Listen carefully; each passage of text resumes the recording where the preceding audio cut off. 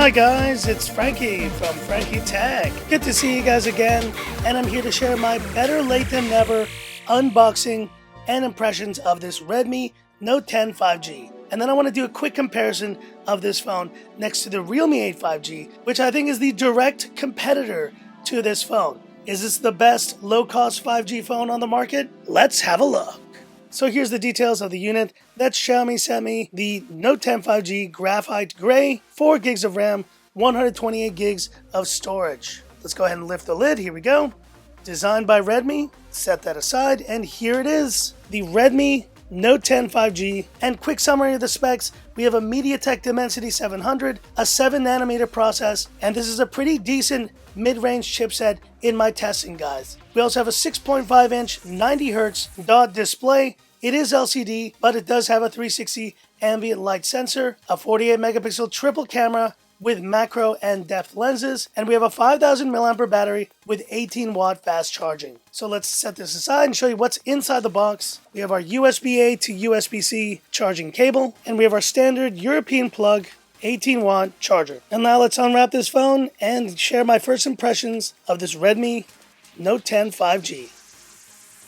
Alright, in initial impressions I can tell you I'm glad to see that we have a matte back on this phone. Now this is feeling like plastic, but I will tell you there's still this nice kind of glow to it, and the edges also have this kind of matte texture. Overall it feels kind of like the edges of the Redmi Note 10 Pro. Let's go ahead and turn this bad boy on, share my first impressions, and then we'll jump into the Realme 8 5G quick comparison. And so here we are, fully set up on the Redmi Note 10 5G, and in terms of design, like I mentioned guys, this does feel a little bit less premium than some of the other devices we've seen from Redmi. Of course, given its price point, you would expect that, and it's still solidly built, and yes, there is a 3.5mm headphone jack and an iron blaster as well. Now this 6.5-inch display, the key highlight here is the 90Hz refresh rate, and that does make a difference, and yet still guys, I'm noticing a little bit of jank here and there. Maybe it's just because the device was just turned on, but the good news is you see an update is already available to 12.0.3, so I will be downloading that update very soon. And all in all, design and display, it's kind of reminding me of the Redmi Note 9T 5G. You guys remember that one? And that phone, just like this one, is not the most premium build quality, but I guess that's not the point of this phone. The point of this phone is about the 5G capability at this low cost. And there you see with 4 gigs of RAM, you have the Dimensity 700 on board, which I did test on the Realme 8 5G, and it actually performed better than I expected in the 350,000 range for Antutu scores, which is not bad considering where phones were even a year ago. Now in terms of audio, I'm not sure if this is dual speakers, but of course the 3.5mm headphone jack is going to be a welcome sight for a lot of you out there. And last but not least, let's do a classic Frankie Tech camera shot as a first look. And the one thing I'm immediately noticing guys, no ultra wide on this phone. Now I'm not sure if that decision was because of the price point, but I will tell you I'm kind of missing the ultra wide on this phone. And I would expect that at any price point in this day and age that you could get an ultra wide camera. And this is not just a gripe to this Redmi Note 10 5G. I also complained about this with the Realme 8 5G, which I was surprised to see did not include an ultra wide as well. But since I have it right here, let's go ahead and now do this quick comparison, starting with design between these phones. And you know what? It's almost like both Redmi and Realme were challenging each other to try to deliver the lowest cost 5G phone on the market. And so in terms of build, it's nothing too spectacular from both of these. But I will say I do like the Redmi Note 10 5G's finish a bit more than this glossy finish on the Realme 8 5Gs. And pretty similar size phones there. You see the footprint of these two. And in terms of display, you can definitely see LCD on both phones. The Realme 8 5G looks a little bit warmer, which I actually do like. And there's something about the colors on the Note 10 5G that look a little bit washed out. I don't know how to explain it, but it definitely just looks a little bit more washed out. But considering their price point, I think both phones deliver with serviceable 6.5-inch displays, and you can really choose which punch hole location you prefer. Some of you guys will like the centered one, some of you guys will like the left-handed one, but the chins are going to be almost identical in size on both of these phones.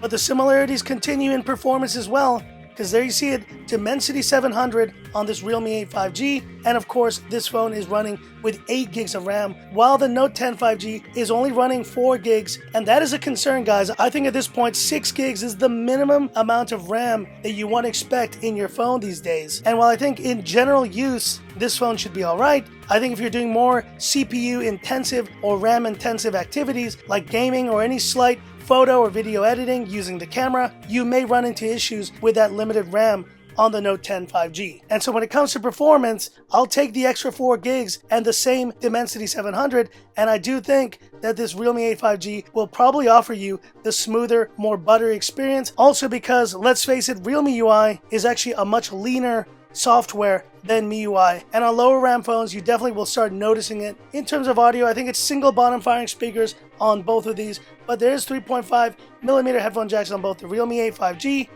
and the Redmi Note 10 5G, and we have a very similar camera setup, 48 megapixel main cameras on both of these phones.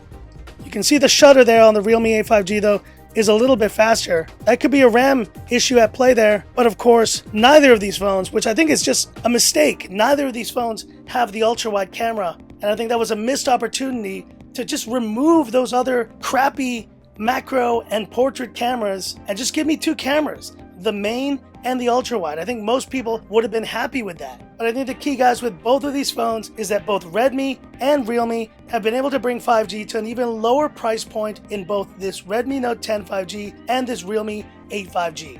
And yet I can't help but get this feeling that not just Redmi, but Realme both missed the mark with these releases. And to be honest, just judging by the audience reaction, judging by your interest in both of these phones, you guys feel the same way. And so unlike my typical final verdict, I want to leave it to you guys. And I want you to hit me up in the comments. These phones are very similar in many ways, but what are the things you would have liked to see in this Redmi Note 10 5G or in this Realme 8 5G that you think they got wrong? Look, if I think you still want to get the lowest cost 5G option in a phone, these are 2 worthy options to consider. But at the same time, we also have Poco, which will soon be releasing their Poco M3 Pro 5G, and that may be a phone similar to these but with an even better price point that's just going to undercut the market once again. We'll wait and see what happens, but for now, I guess if you're looking for the lowest cost 5G option on the market, then you have 2 options here in the Redmi Note 10 5G and the Realme 8 5G. But hit me up in the comments. Redmi Note 10 5G or Realme 8 5G? Which would you pick? Hit me up in the comments. I'd love to hear about it. And that's it for this video. If you liked it, give me that thumbs up. And if you love the content of Frankie Tech, subscribe to the channel. Hit the bell icon for future updates. So we shall see, guys, what happens with this Poco M3 Pro 5G. And maybe it will be the best option of these 3 phones to pick up if they hit that price point right on. So that's it. And this is where I leave you by saying, this is Frankie Tech signing off. Have a good one. At least it's got a matte back. That I do like.